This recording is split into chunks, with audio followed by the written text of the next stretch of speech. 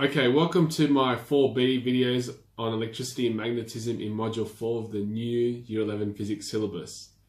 I've just flipped the first 4A video on electrostatic charges, so please check that out.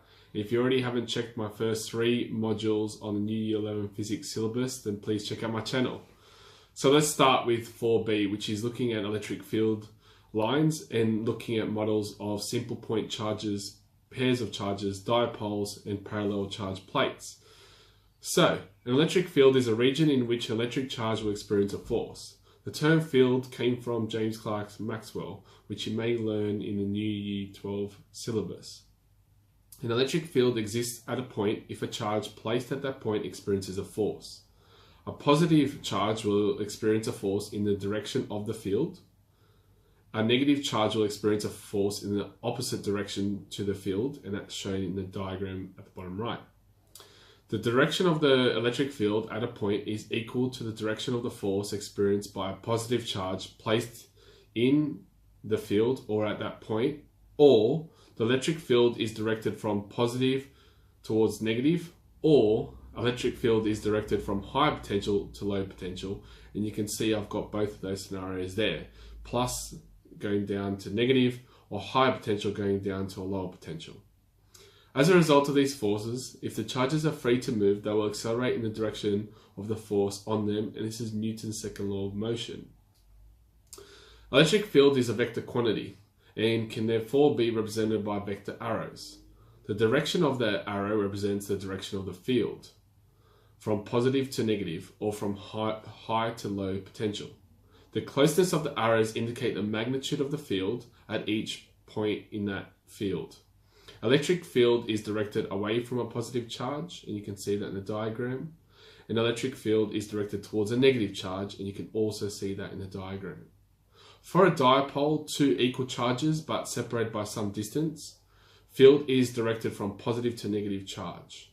And you can see that in both my pictures at the bottom. For parallel charge plates, the field is directed from high potential to low potential, and that was in my previous slide. Let's look at a question here. The diagrams show 4 charges in different electric fields. Which diagrams show the correct directions of the forces acting on the charges? A, B, C, or D? It's a multiple choice question. If you like the opportunity now to pause the video to attempt it. Okay.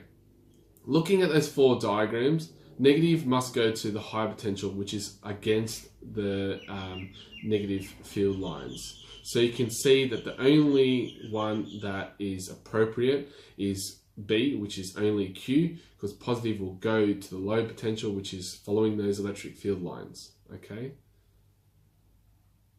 All right. Use the following information to answer the next 2 questions, which are multiple choice questions again. The field diagrams represent the relative strengths of 2 electric fields around charges X and Y. 1. Which statement about these 2 fields and charges causing them is correct? 2. Which statement about fields at P and Q is correct? Now, it's multiple choice. If you'd like the opportunity now to pause it, then do so. Okay, so for question 1, which statement about these 2 fields and charges causing them is correct? The answer is C, and it's highlighted in green there. Field X is stronger than field Y, and you can see that with those vector lines, there's much more of them occurring in field X than Y.